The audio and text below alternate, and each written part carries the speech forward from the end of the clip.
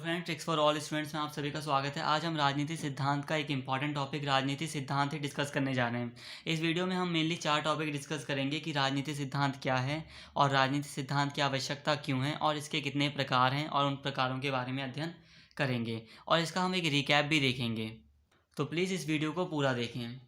हो सकता है स्टार्टिंग में आपको राजनीति सिद्धांत समझ में ना आए, इसलिए आप वीडियो अगर पूरा देखेंगे तो हो सकता है एंड में आपको पूरा का पूरा राजनीति सिद्धांत समझ में आ जाए। इसलिए वीडियो को पूरा देखो और पूरा समझो। तो चलिए शुरू करते हैं। राजनीति सिद्धांत। मेरा एक क्वेश्चन है आप लोगों से कि अगर आप पॉलिटिकल साइंस के स्टूडेंट हो तो आजकल आप क्या पढ़ रहे हो? राजनीति से संबंधित विषय ही आप पढ़ रहे हो ना, जैसे कि राजनीति क्या है, समानता, स्वतंत्रता क्या है, न्याय, राजनीतिक विचारधारा इत्यादि। मतलब कहने का ये है कि राजनीति से संबंधित ही विषय आप पढ़ रहे हो आज के टाइम में, अगर आप पॉलिटिकल साइंस के स्टूडेंट हो तो। और अगर आप ये सारे टॉपिक्स पढ़ रहे हो और बाहर से कोई आकर आपसे पूछे कि आप कौन सा सब्जेक्ट पढ़ रहे हो, तो आप बोलोगे मैं राजनीति सिद्धांत पढ़ रहा हूँ। तो यहाँ पर कहने का अर्थ ये है कि राजनीति सिद्धांत के अंतर्गत राजनीति से संबंधित विषय आते हैं, जैसे कि राजनीति क्या है, समानता, स्वतंत्रता, न्याय, राजनीति इत्यादि चीज़ें जो राजनीति से संबंधित हैं। जब हम उनका गहराई से अध्ययन करते हैं तब हम कहते हैं कि वो राजनीति सिद्धांत है। सिद्धांत का अर्थ होता है गहराई से अध्ययन करना। तो हम कह सकते हैं कि राजनीति से संबंधित किसी भी विषय का गहराई से अध्ययन करना ही राजनीति सिद्धांत है। आपने 10th क्लास की एनसीईआरटीज़ वगैरह में या 10th क्लास के एजुकेशन में राजनीति क्या है, समानता, स्वतंत्रता, न्याय, राजनीतिक विचारधाराओं या लोकतंत्र इत्यादि के बारे में पढ़ा होगा या थोड़ा बहुत आपने इन वर्ड्स को ज़रूर देखा होगा 10th तक। बट उस समय राजनीति सिद्धांत का सब्जेक्ट आपके पास नहीं था। क्यों नहीं था? क्योंकि उस समय आप गहराई से अध्ययन नहीं कर रहे थे, गहराई में घुस नहीं रहे थे कि न्याय क्या है, न्याय के कितने प्रकार हैं, ऐसा कुछ नहीं देख रहे थे। जब आप बड़े हुए, बड़ी क्लासेस में आए और आपने जब इनके ऊपर गहराई से अध्ययन शुरू किया, तब इसको एक नाम दे दिया गया राजनीति सिद्धांत। इस प्रकार हम कह सकते हैं कि राजनीति सिद्धांत में राजनीति से संबंधित विषयों का गहराई से अध्ययन किया जाता है। अभी हम और अच्छे से समझेंगे। अब थोड़ा सा क्वेश्चन पर विचार कर लेते हैं कि क्वेश्चन एग्ज़ाम में कैसा आता है, बीए के एग्ज़ाम में। तो क्वेश्चन कुछ इस प्रकार आएगा, ये प्रीवियस ईयर के क्वेश्चन है। तो राजनीतिक सिद्धांत क्या है, हम इसका अध्ययन क्यों करते हैं, ऐसा क्वेश्चन आ सकता है। और या फिर क्वेश्चन ऐसा भी आ सकता है कि राजनीतिक सिद्धांत क्या है, इसकी क्या प्रासंगिकता है। प्रासंगिकता का मतलब होता है कि ये क्यों ज़रूरी है, क्यों आवश्यक है। तो क्वेश्चन थोड़ा बहुत चेंज हो सकता है, बट आंसर आपको वही लिखना है जो इस वीडियो में बताया जाएगा और समझाया जाएगा। अब वापस से अपने टॉपिक पर आते हैं। राजनीति सिद्धांत। राजनीति के अलग अलग पक्षों का अध्ययन करना तथा उसकी व्याख्या करना ही राजनीति सिद्धांत है।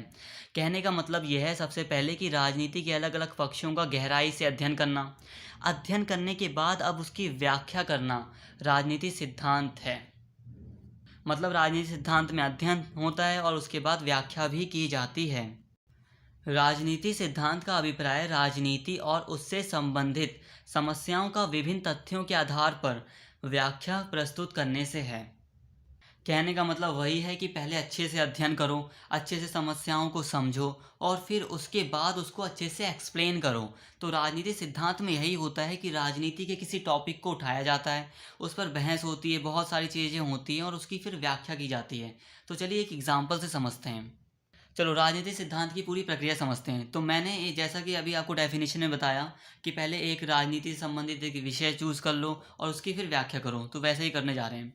तो मैंने यहाँ पर एक विषय चूज़ कर लिया है, सेलेक्ट कर लिया है, सॉरी। ये एक राजनीति से संबंधित एक विषय है, समानता।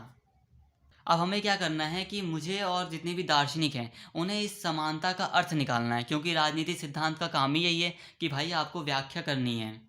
और हम दार्शनिक हैं तो हमारा दार्शनिक होने के नाते हमारा कर्तव्य है कि हम इसको अच्छे से समझें, अच्छे से अध्ययन करें और फिर इसकी व्याख्या कर दें। तो पहले हम अलग अलग समझेंगे कि समानता क्या है, इस पर अच्छे से समझेंगे कि समानता क्या है, समानता क्यों होनी चाहिए, समानता की क्या सीमाएं हैं, मतलब समानता की लिमिटेशन क्या है, वर्तमान स्थिति में समानता कैसी है, क्या सभी लोग समान हैं, भविष्य में समानता के क्या प्रभाव हो सकते हैं और वर्तमान में इसके क्या प्रभाव हैं। ये इन सभी पर हम अच्छे से डिस्कशन करेंगे, सेपरेट, अलग अलग पहले। फिर इतनी गहराई में अध्ययन करने के बाद हम करेंगे तर्क, फिर अनुभव के आधार पर, तर्क के आधार पर हम डिबेट करेंगे और फिर डिबेट के आधार पर हम व्याख्या करेंगे। देखते हैं चलो।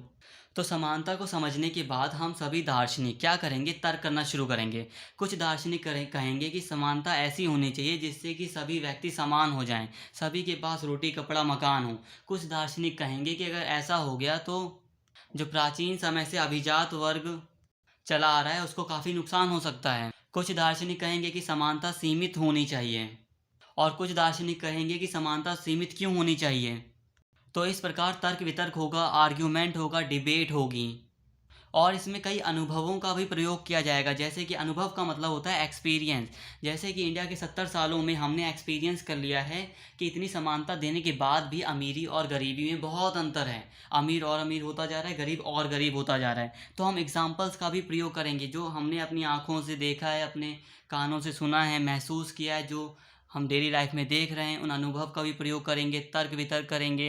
और जब डिबेट करते हैं तो डिबेट में क्या होता है कि कई बातें ख़त्म हो जाती हैं और कई ऐसी बातें होती हैं जिन पर सभी सहमत हो जाते हैं और जिन बातों पर सभी सहमत होते हैं उसी से एक सही व्याख्या निकलती है, एक सही अर्थ निकलता है। तो जब तो डिबेट ख़त्म होने के बाद एक सही अर्थ निकलेगा तो तब हम उसको कहेंगे समानता की व्याख्या। ठीक है, समानता की व्याख्या।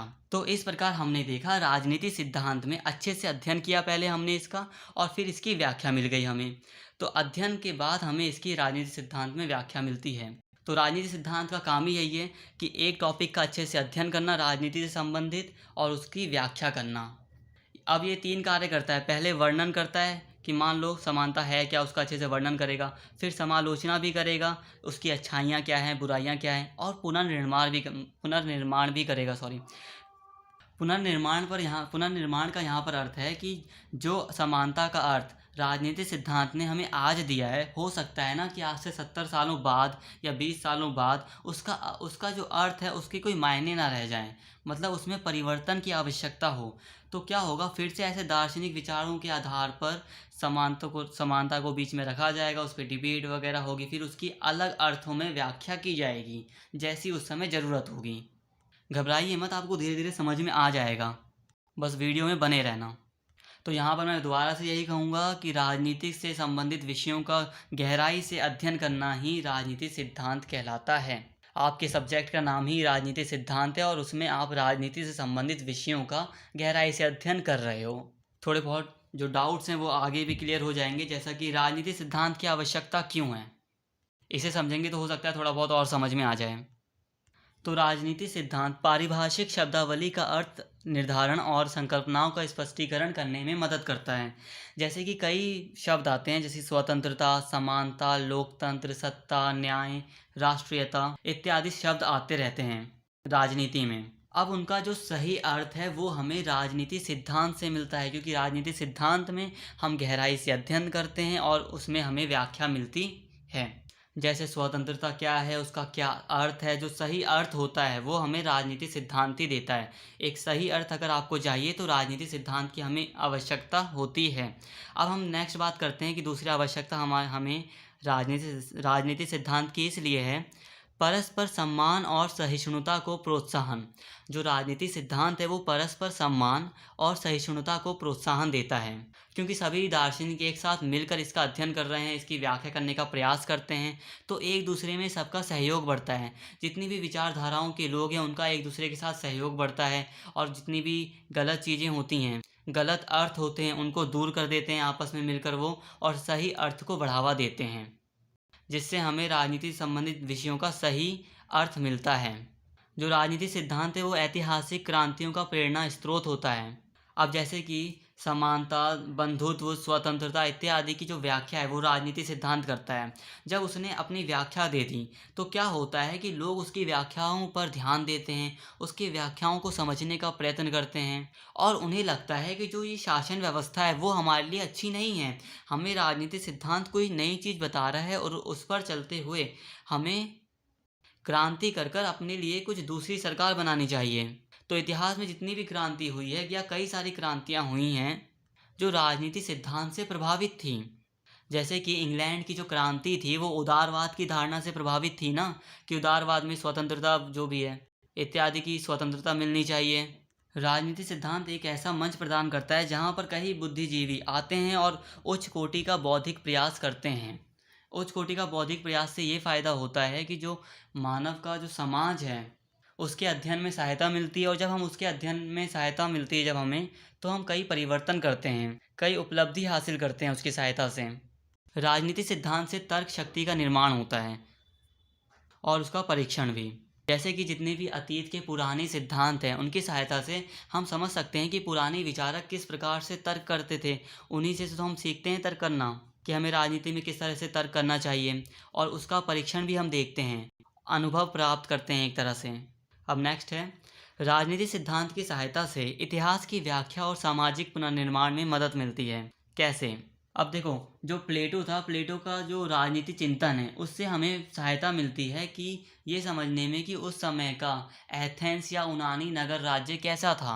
और आपने रूसों के बारे में सुना होगा, तो उसके चिंतन से हमें पता चलता है कि आज़ादी से पहले या क्रांति से पहले फ्रांस की क्या स्थिति थी। रूसों के चिंतन से हमें ये पता चलता है। तो इस प्रकार हम कह सकते हैं ना कि राजनीति सिद्धांत के अध्ययन से इतिहास की व्याख्या और सामाजिक पुनर्निर्माण के बारे में हमें जानकारी मिलती है, और आज के जो विश्व है या विश्व में जो राजनीतिक व्यवस्था है उसके बारे में भी हमें समझ मिलती है। अब हम बात करते हैं राजनीति सिद्धांत के अंग। तो राजनीति सिद्धांत आज के टाइम पर दो चीज़ों से बना है, एक राजनीति विज्ञान और राजनीति दर्शन। ये दोनों ही लगभग अलग हैं। पहले एक ही था राजनीति दर्शन, परंतु बाद में अब एक तरह से राजनीति विज्ञान आ गया है। तो अब क्या हुआ कि राजनीति को समझने के लिए दो तरीके आ गए, एक वैज्ञानिक तरीका है और दूसरा जो दार्शनिक तरीका जो पुराने टाइम से चला आ रहा है। जब दो तरीके हो गए, इसीलिए राजनीति सिद्धांत भी दो हो गए।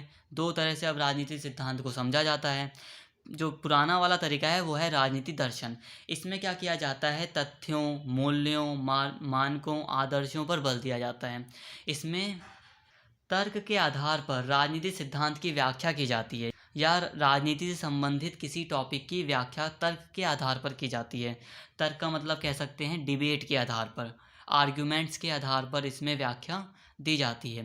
साथ ही इसमें ये भी व्याख्या दी जाती है कि राज्य को ये करना चाहिए, ऐसा होना चाहिए। मूल्यों को भी महत्व दिया जाता है कि ये आदर्श होने चाहिए, ये मूल्य होने चाहिए, ऐसा राज्य होना चाहिए। तो क्या होना चाहिए इस पर भी बल दिया जाता है। साथ ही इसमें तर्क के आधार पर, आर्ग्यूमेंट्स के आधार पर रिजल्ट निकालने की कोशिश की जाती है और व्याख्या करने की कोशिश की जाती है। परंतु वैज्ञानिक आधार में क्या होता है कि वैज्ञानिक पद्धति में मेनली अनुभव पर ध्यान दिया जाता है। इसमें किसी राजनीतिक विषय की व्याख्या करने से पहले उसका निरीक्षण किया जाता है हमारे सेंस ऑर्गन्स के आधार पर, कि हमने क्या देखा है, क्या सुना है, क्या पढ़ा है, उसके बारे में क्या बोला है, उसके बारे में, मतलब एक तरह से एक्सपीरियंस पर ध्यान दिया जा रहा है। दूसरी बात, इसमें सामान्यीकरण किया जाता है। डिबेट में देखा जाता है कि कौन से ऐसे पॉइंट्स हैं जिन पर सभी सहमत हैं, फिर उसकी व्याख्या की जाती है। व्याख्या के बाद इसमें भविष्यवाणी भी की जाती है कि अगर हम इस तरह से चलेंगे तो भविष्य में ऐसा होगा, और निर्देश दिए जाते हैं।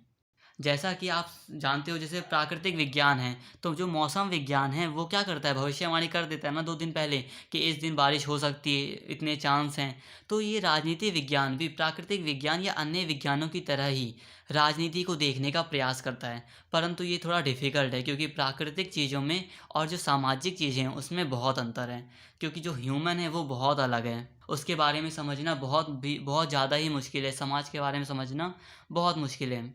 तो अब भी राजनीति सिद्धांत का अर्थ वही है, राजनीति से संबंधित विषयों का अध्ययन करना, गहराई से अध्ययन करना ही राजनीति सिद्धांत हैं। हाँ, बस अब तरीके दो हो गए हैं। एक तरीका हो गया अध्ययन करने का वैज्ञानिक तरीका, दूसरा तरीका हो गया है दार्शनिक तरीका। ये पुराना वाला है और ये थोड़ा नया है, पर ये हैं राजनीति सिद्धांत ही।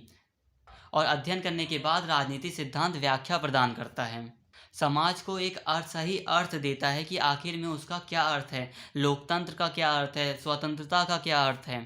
तो अब थोड़ा सा रिकैप देख लेते हैं। तो राजनीति सिद्धांत आई थिंक आपको समझ में आ गया होगा, तो देख सकते हैं अभी। तो जैसे कि मैंने यहाँ पे समानता का टॉपिक लिया था, तो राजनीति से संबंधित आप कोई सा भी टॉपिक लिख सकते हो। चाहो तो आप यहाँ पर लिख लो कि महिलाओं के साथ हो रहा अत्याचार, ये भी एक राजनीति का विषय है, तो यहाँ इसको लिख सकते हो। ये क्यों हो रहा है, कैसे हो रहा है, इसकी क्या सीमाएं हैं, वर्तमान में क्या स्थिति है, और इस पर एक व्याख्या दे दो कि ये कैसे सॉल्व हो सकता है, क्या अच्छाइयाँ हैं, क्या बुराइयाँ। तो ये आपने खुद का अपना एक राजनीतिक सिद्धांत बना दिया। बट आज अगर हम देखें तो समानता हुआ, स्वतंत्रता हुआ, इसके अर्थ हमें राजनीति सिद्धांत की बुक में मिल जाते हैं, क्योंकि जो दार्शनिक हैं उन्होंने पहले से ही इनका अध्ययन करके इनकी व्याख्या प्रदान कर दी गई है। और टाइम टू टाइम ये चेंज होता रहता है, क्योंकि समाज की समस्याएं बदलती रहती हैं, उसी हिसाब से इन राजनीतिक विषयों का जो अर्थ है वो भी बदलता रहता है। इसलिए राजनीतिक सिद्धांत एक गतिशील सिद्धांत है। और अगर एग्ज़ाम में आता है तो पहले आपको लिखना है कि राजनीतिक सिद्धांत क्या है। इसको लिखने के बाद आप लिखोगे कि राजनीतिक सिद्धांत के 2 पार्ट हो गए हैं। इनको अच्छे से एक्सप्लेन करने के बाद आप लिखोगे कि राजनीतिक सिद्धांत की आखिर आवश्यकता क्यों है। तो शब्दों को परिभाषित करने के लिए और एक दूसरे में सम्मान और सहिष्णुता मतलब सहयोग वगैरह बढ़ाने के लिए, ऐतिहासिक क्रांतियों का प्रेरणा स्रोत रहे हैं इसलिए भी ये मददगार रहे हैं। उच्च कोटि का बौद्धिक प्रयास इसमें किया जाता है, बहुत ज़्यादा माइंड लगाया जाता है।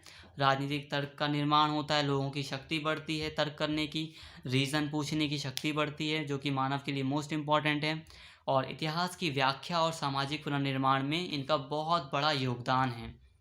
तो इन सभी कारणों के कारण राजनीति सिद्धांत एक इम्पॉर्टेंट विषय है। तो मैं आशा करता हूँ कि आपको ये अच्छे से समझ में आ गया होगा। तो अगर आपको ये वीडियो पसंद आए तो प्लीज़ इस वीडियो को लाइक कीजिए और ज़्यादा से ज़्यादा शेयर कीजिए। और अगर आप मेरे चैनल पर नए हैं तो प्लीज़ चैनल को सब्सक्राइब कीजिए। Thank you.